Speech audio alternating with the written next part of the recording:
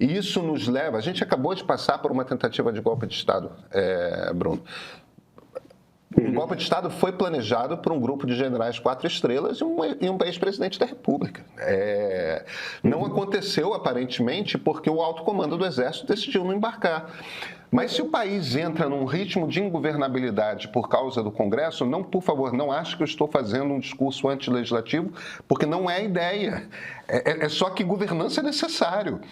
E se você entra num sistema de caos porque vários deputados atomizados estão pensando apenas nas 3 cidades que eles representam e como que eles vão levar uma quadra de futebol para lá, para poder receber voto para se eleger deputado federal, a gente pode chegar a um ponto de ingovernabilidade tal num momento em que a gente voltou a flertar com o golpe militar. Isso é um problema? Ou estou sendo catastrofista? Ou estou entendendo alguma coisa errado? Eu sempre sou meio sombrio, né, Pedro? Eu sempre acho que as coisas podem dar errado. Até por isso. Já tivemos essa conversa antes, né? E eu ando brincando a propósito das confusões do Donald Trump nos Estados Unidos.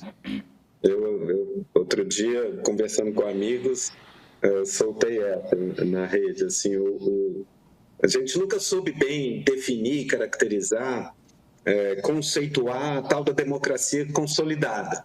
A gente fala disso o tempo todo, né? É como uma espécie de santo grau, né? O potinho de ouro no fim do arco-íris, mas a gente não sabe bem quais são os requisitos. A gente presume que existem algumas de referência, né? E a gente costumava crer que, tipicamente, talvez isso já seja sintoma dos nossos preconceitos e complexos. Normalmente as democracias consolidadas estão em algum lugar do hemisfério norte, em algum país rico de referência, né? A gente olha para a Califórnia hoje e pensa, talvez eu esteja entendendo por que a gente não consegue definir democracia consolidada, ela simplesmente não existe. Bom, né? Dependendo das circunstâncias, a casa pode cair, né? Se você tem um repertório de compromissos e, de alguma maneira, de políticas que produzam algum tipo de acomodação e estabilização, ela é sempre circunstancial. E instituições políticas são, por mais que seja difícil mudá-las, elas são regras escritas, que podem ser revogadas e escritas de outro jeito. Então, eu acho que sempre alimento isso. Cultivar a sensibilidade para a vulnerabilidade dos nossos arranjos é salutar, tá? Então, pode dar errado, sim. Agora, também não dá para apostar que, a partir de certa incapacitação do executivo, imediatamente, toda vez que você tiver um impasse, você tem vai ter um impeachment, né? Porque tem o meio de campo, tem um intervalo entre aquele lugar onde o governo tem maioria regular, tem 3/5, aprova emenda à Constituição e tal, e está governando, implementa a sua agenda, que seja, tem 60% do Congresso consigo. E o impeachment é quando ele cai abaixo de 30% do Congresso. Isso. E nem sempre vai ser o caso, também nos casos de crise, né? Então, eu acho que no quadro que a gente está agora, acho que é justo descrever o governo Lula como um governo que tem mais do que 30%, menos do que 50%, e fica nessa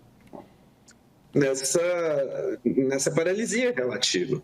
Isso pode gerar instabilidade institucional, inclusive, turbulência, violência política? Pode, dependendo da conjuntura.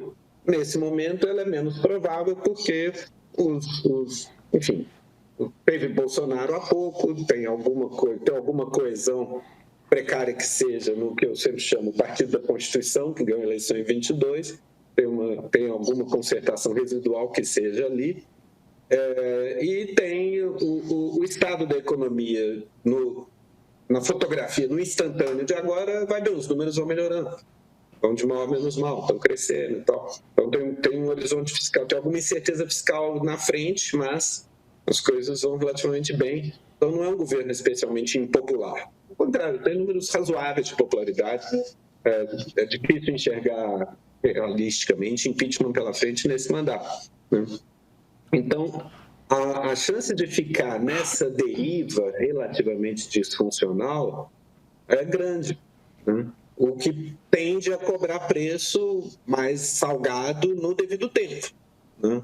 Até na performance econômica, na dificuldade de entregar qualquer coisa, a impopularidade do regime cresce, contestação aumenta o risco de turbulência e de instabilidade. A gente deve...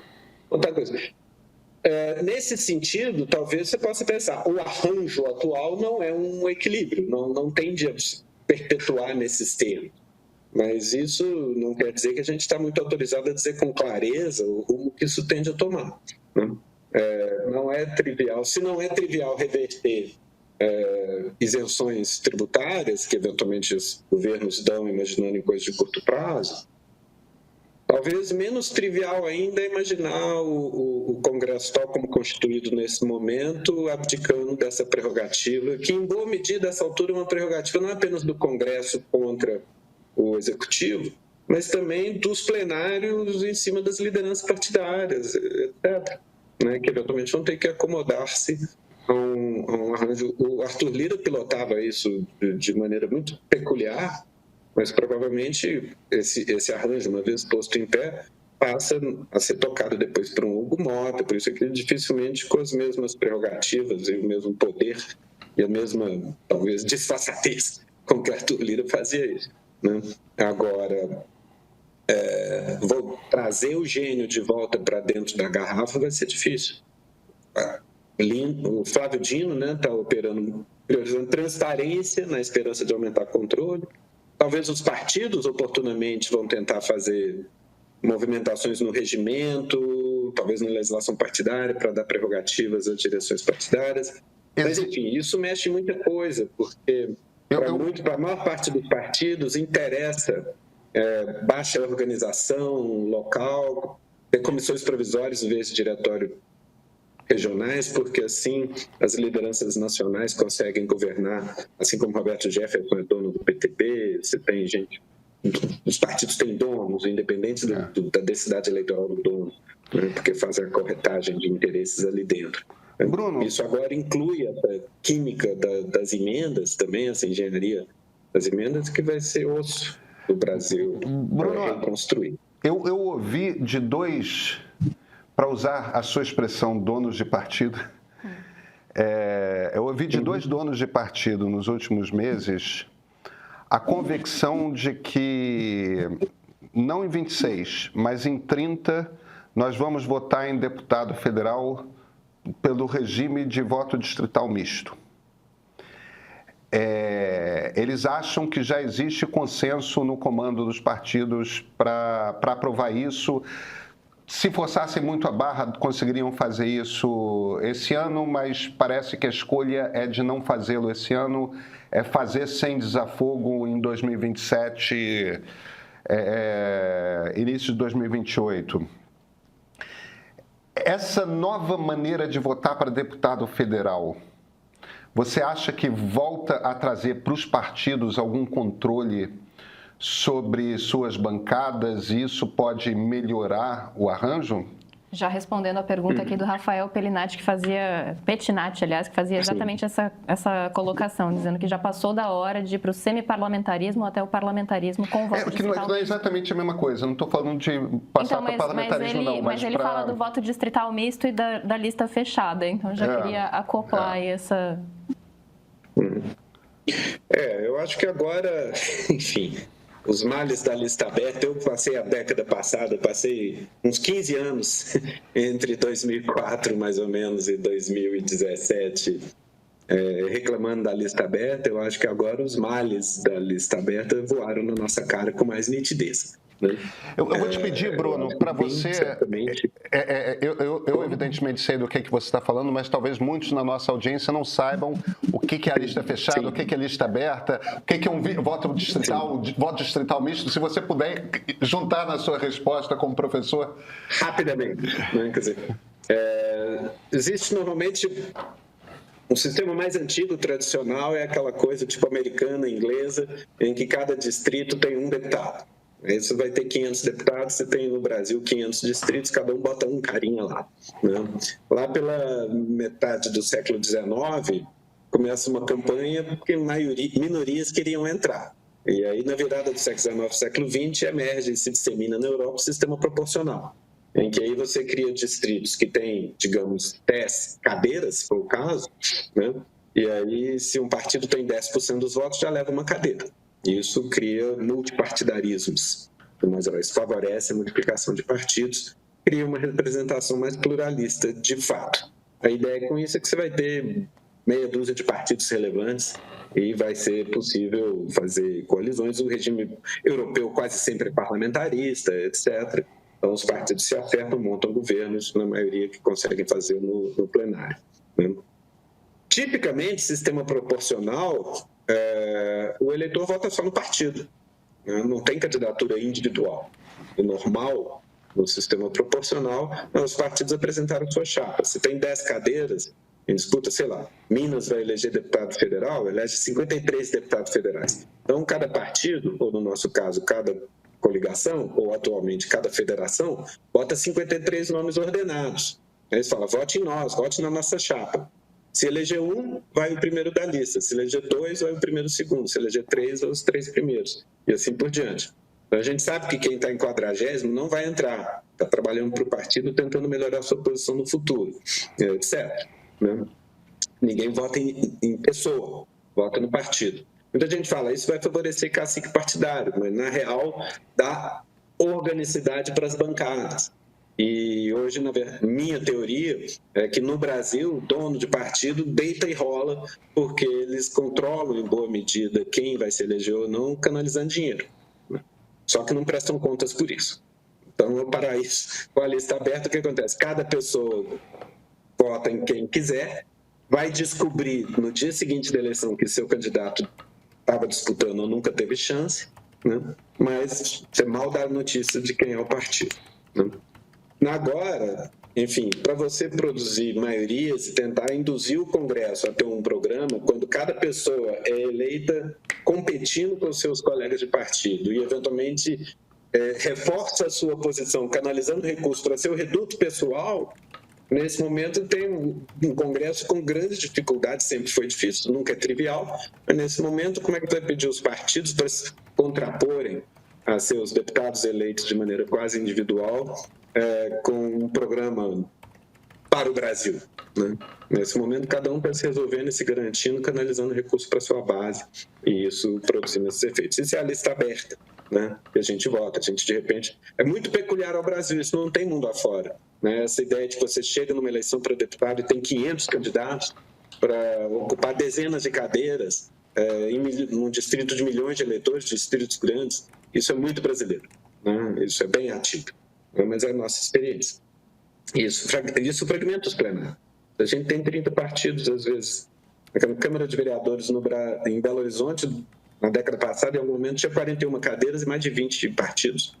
Enfim. Então, você tem cada um por si. Então, esse é o quadro. O distrital misto é um híbrido alemão, né, de origem na Alemanha, em que, na verdade, cada pessoa vota em um. Se a pessoa ganha no seu distrito, digamos assim, tem uns 600 deputados na Alemanha, mas ela é dividida em 300 distritos, de maneira 300 ou 200, digamos, chutando os números, né? Então, você vota numa pessoa no seu distrito. Se essa pessoa ganhou a eleição no seu distrito, está eleita, igual nos Estados Unidos e na Inglaterra. Mas vota também num partido, nacionalmente. Essa eleição nacional, aí você usa... As 300 cadeiras distritais são preenchidas, mas você usa a outra metade para distribuir as cadeiras conforme a distribuição nacional de votos nos votos partidários. É complicado explicar, mas é fácil de operar, tá? Na real, é um sistema proporcional, porque o plenário vai ser constituído conforme a distribuição partidária de votos nacionalmente. Mas só que o que acontece é que, em vez de ser só a lista partidária, quem por acaso ganhou no seu distrito, fura a fila e garante sua cadeira. É isso, né? Mas é um sistema proporcional complementado com distritos, né?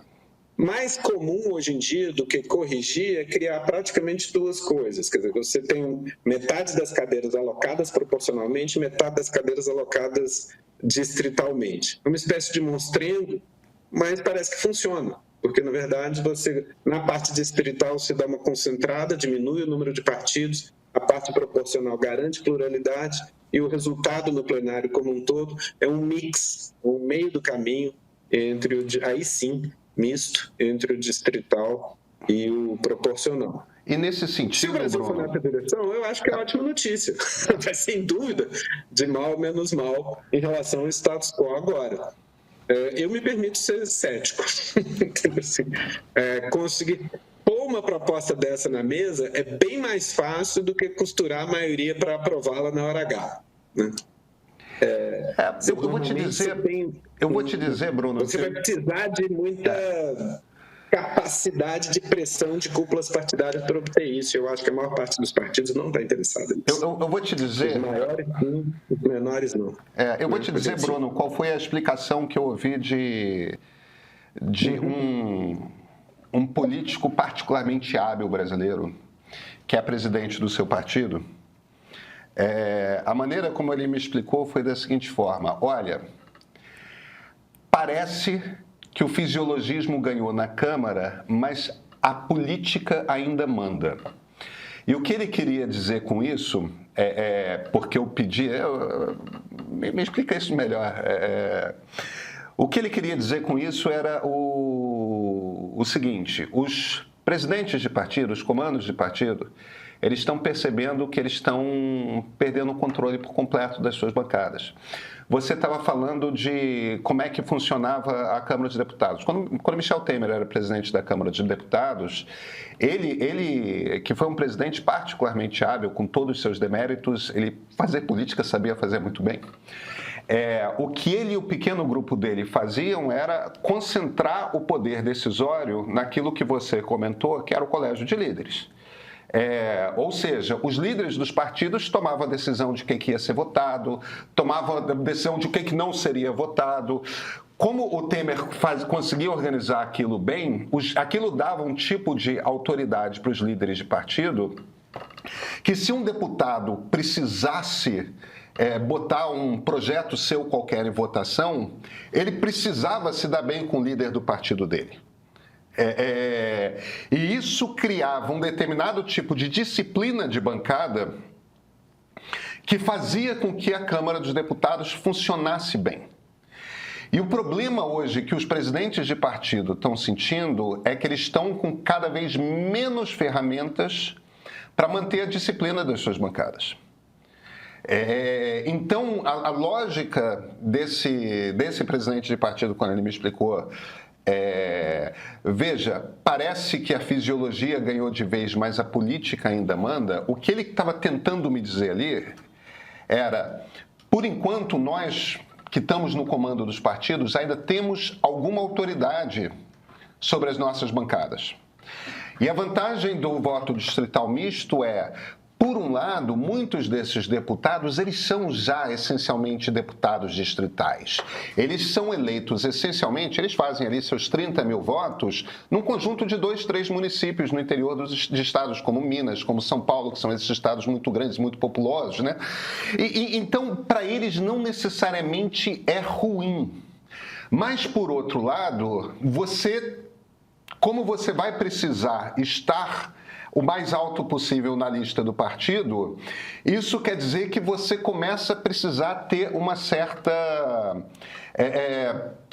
você precisa ter uma certa disciplina em relação ao comando do partido. Você precisa estar próximo do comando do partido. Então, por um lado, esse tipo de estrutura devolve para os comandos de partido autoridade sobre suas bancadas. E, por outro lado, isso até ajuda aqueles deputados típicos do Centrão hoje, porque isso consolida eles como deputado federal de uma determinada região.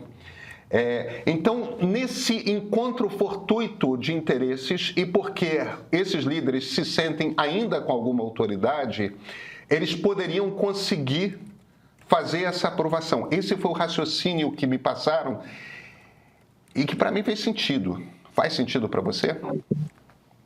sentido faz, né? Plausível. Né? A questão é, assim, a gente vê, na década passada, há 10, 15 anos atrás, havia muito interesse sincero em cúpulas parlamentares no Brasil para alguma mudança, né? Mas, de um modo geral, os pequenos partidos sabotaram. Era uma proposta em torno daquela emenda, nem era emenda, daquela proposta relatada pelo Caiado, que era fechar a lista, financiamento público, inclusive, tinha uma heterodoxia ali. Teve um momento que houve concertação dos 4 maiores partidos, depois o PSDB recuou em 2007, ficou na mesa por um bom tempo e acabou morrendo, né? E nesse momento, e depois, enfim, à medida que foi ganhando protagonismo, influencer na rede, essa ligação direta via redes, né? E inclusive com captação de recursos por outros canais, né?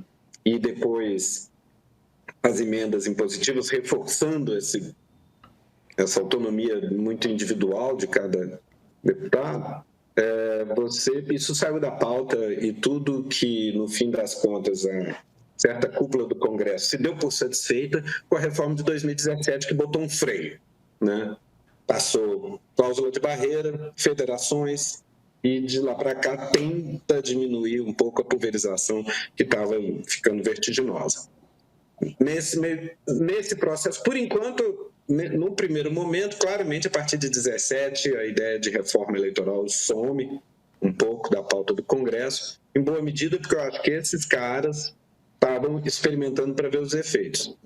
Está acontecendo agora, provavelmente, é o seguinte, já estão vendo os efeitos, mas é algo que vai se dando a conta gotas, uma reconcentração, federações sendo induzidas e a crise das emendas, que é uma crise, bem ou mal, porque, de fato, está incapacitante em boa medida a operação, tanto do ponto de vista do Executivo, quanto, você descreveu, né, da cúpula da mesa do Congresso, né? Então, é possível que você tenha esse cenário de oferecer o misto como um compromisso entre o parlamentar distrital, né, na prática, né, que cristalizaria seu reduto, com algo que seria um pedágio que favoreceria os maiores partidos, talvez nesse momento as federações mais bem-sucedidas, né, que eventualmente se estabilizem aí, é algo que é plausível? É plausível,